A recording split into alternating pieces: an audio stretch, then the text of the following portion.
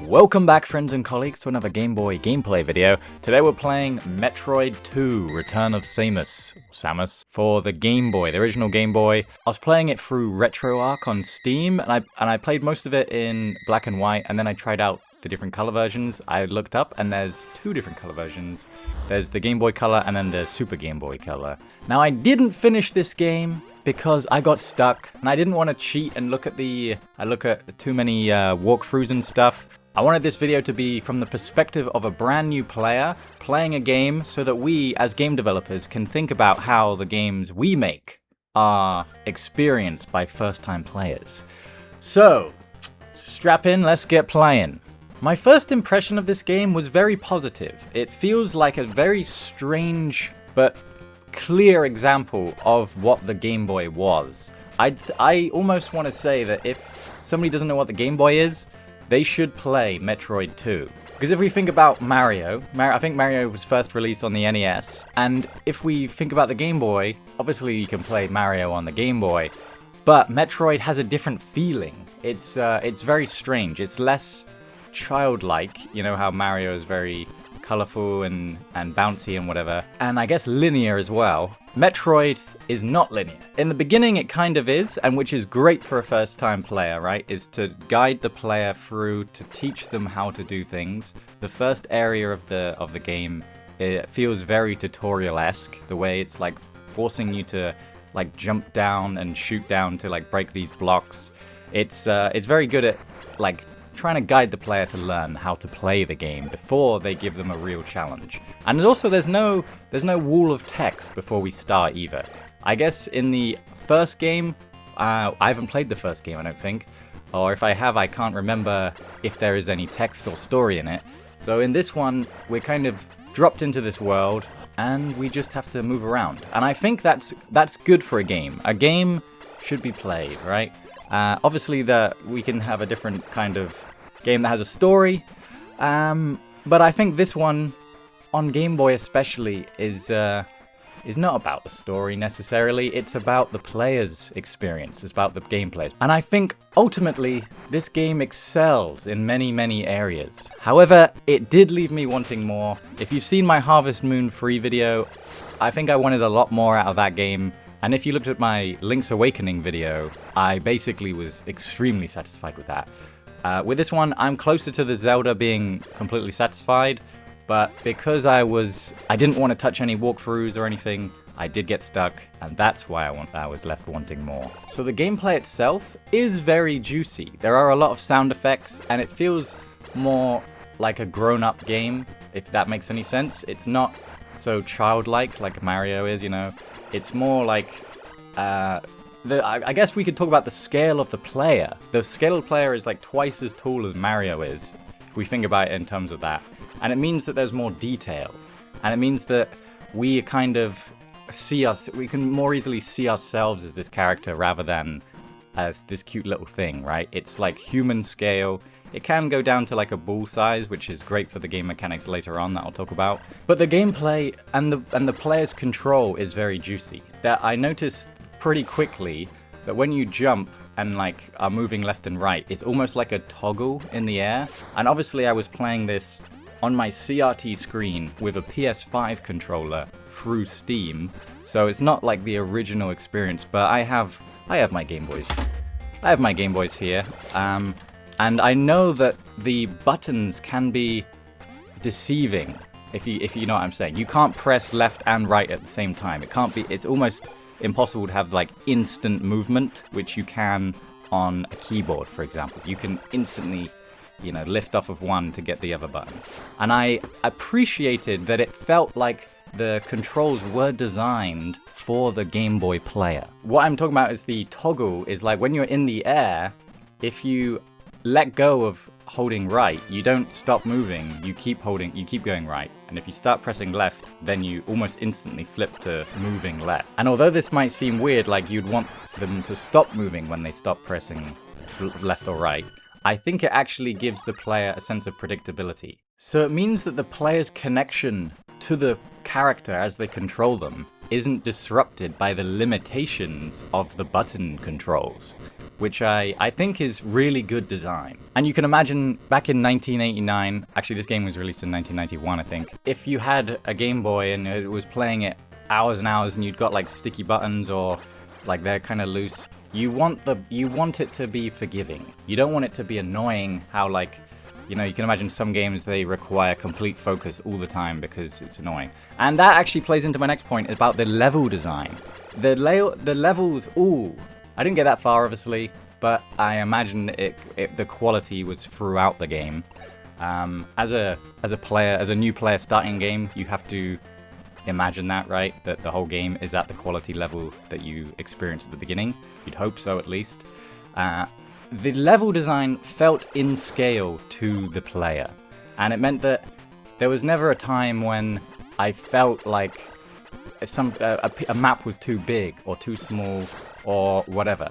And although the Game Boy screen is very tight and the character is quite big, the screen never felt like it was in the way of me knowing, you know, if I could make a jump or if I could go down something. It all felt very natural, like it was play tested, right? It felt tested, it felt like they'd thought through all of these design decisions. It felt like a masterpiece in a way.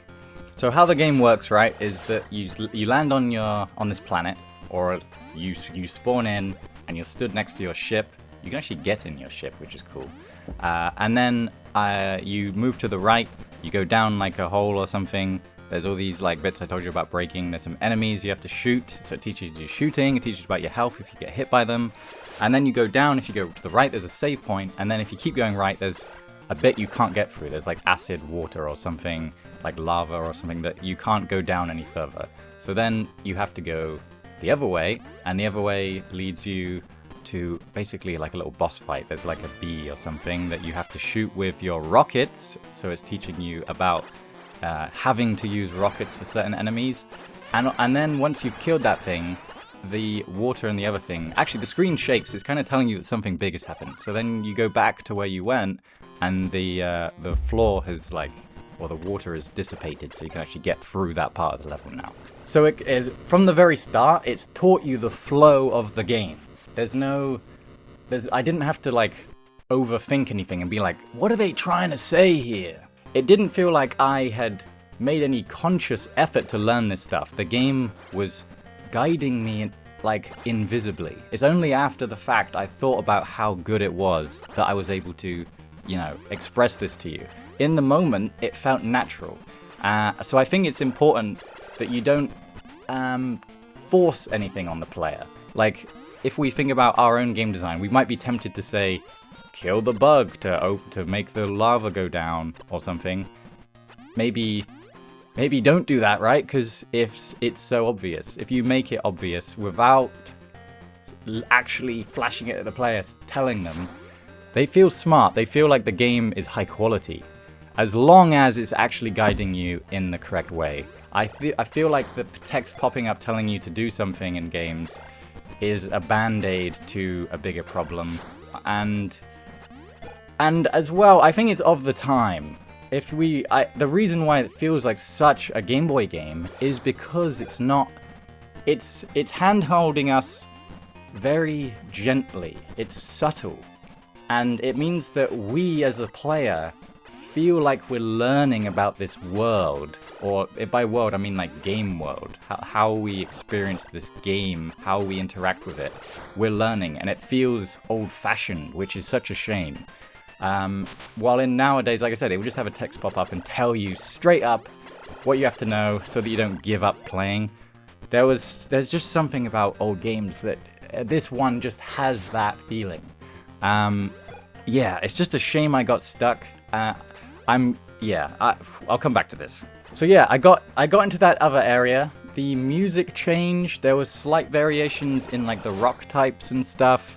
I got far enough to have like there would be like little turrets, so it felt less like an alien planet that was uninhabited and more like some evil force had set all this up. And then I'd also started getting power-ups, and I think one of them was an ice beam. I got a bomb, and I then in the end got a spider ball, which was really cool. So the ice beam meant that the first hit of the enemy, it freezes them. and now they're easier to hit because they're frozen and locked in place on the screen. The second one being the bomb, which means that you can now jump as the ball. The ball is how you get through like small areas, like you're rolling, like you're really tight and you're rolling, and then using the bomb means you can now jump. So fantastic. And then the spider ball, which came a bit later, was like you use the ball and you can basically climb walls. Really great. It meant that the map suddenly opened up, and I felt like I was a bit more in control. It felt like almost like a brand new game. And it made me so excited for all the other areas. And after the fact, I looked up a map to see where I needed to go. And it seemed like I had missed a boss. That was the annoying thing. I don't remember missing that boss, but I guess I did. And I saw there were like 10 different areas. I was technically in area 1, I think. Maybe area 2. I think the first area you spawn in is like area 0. So then maybe there's 11 areas. Either way, I was only a tenth of the way through the game, if that. I think I played for like 2 hours, maybe maximum 2 hours. I started retracing my steps a lot to try and find it, because it's a Metroidvania. This is where it comes from. The idea of a Metroidvania is Metroid and Castlevania. The idea that it's not just a linear experience or a linear world where you're just going forward and forward and forward. You actually have to retrace your steps. There are areas that you can't get to in certain things because you don't have the ability to. And then you unlock these abilities that allow you to access more areas. It's just so cool. It's so cool. It's like a platformer, but more open. It's like an open world platformer, really. It's so smart. It's so cool. I can't believe they figured that out in the 90s, you know, on the Game Boy. Oh, it makes me so happy. If you haven't played this, you should try. And obviously, don't give yourself the limit of not using like a map or whatever. Maybe have it would be cool if there was a map built in, but maybe consider drawing your own map. I know that was a cool part of old games where you could, you know, you actively participated in feeling like you're in the world, physically in your world, by drawing a map. And I was tempted to do that, but I was like, okay, let's not go overkill. But now I will have made this video. I can go and do it in my own time, right? And if you get really stuck, you know, try and look for old websites that told you about it, not like new ones or using the AI on Google. Try and find some like old websites in forums where people talked about it. That would make it feel more like you're not doing the game a disservice. You're actually participating in the history of it. But yeah, this game suffers from what makes it great. It's because I got lost. I didn't really get lost. I just couldn't find the way through. I was convinced I'd killed all those bosses. Clearly, I'd missed one. And if I was to kill that boss, it would have opened up where I kept going back to. I was just going back and check. At one point, I even was like, okay, maybe I'm the problem and I just need to, you know, go down through this lava or whatever and come up the other side as quick as I can to survive it. But no, it didn't. That wasn't what it was. I feel like that's a me problem, and now I know it's a problem. Hopefully you can avoid it too. And don't be afraid, don't be afraid to look up the map if you want to get past the first area. We live in a different time where games are different now. Like I said about the text popping up and like really hand holding you. Just don't jump to a walkthrough or looking up a map. Kind of do the work yourself as well. I feel like there's value in that. There's so much value in that. It makes us stronger to be bored or to be lost, you know? We've lost these feelings in our modern world, and I feel like the Game Boy and games like this still hold that power for us. So I hope you can get a hold of this game on cartridge or something and play it how it was originally intended. I feel lucky that I was able to play it on this CRT, because the CRT just looks cool. It does look cool. And maybe next I should give Castlevania a go. I believe I've played that on Game Boy before. And I think I had the same problem where I got a bit lost. And maybe I wasn't willing to put in the time to, to fully experience the game. And so I gave up. But I think when we play retro games, we should give them the benefit of the doubt and allow ourselves to be bored, be lost, be confused. Because it makes us stronger. It doesn't, we gain something from not taking the easy path. And I hope you can see that too. So on that note, I hope you enjoyed this Metroid II Return of Samus video. Let me know what games you'd like to see me play next on this CRT.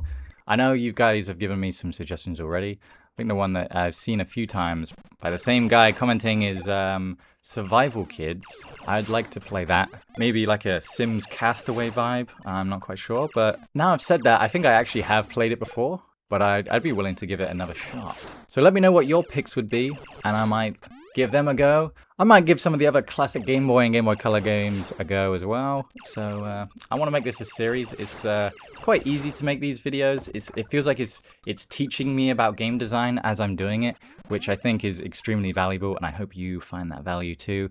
But I'll put my patrons up on screen right now. Thank you so much to you guys. You guys are the absolute best. Remember to like the video if you like the video, subscribe if you haven't already. Consider supporting me on Patreon if you want to see more. I've currently got a couple things cooking. I'm recording this on the day that the PC build video goes up. So I'm hoping that you guys like that one. If so, I want to make more like that. Maybe some Game Boy mods as well down the line. So yeah, thank you again for watching, and I'll see you in the next one. Bye-bye.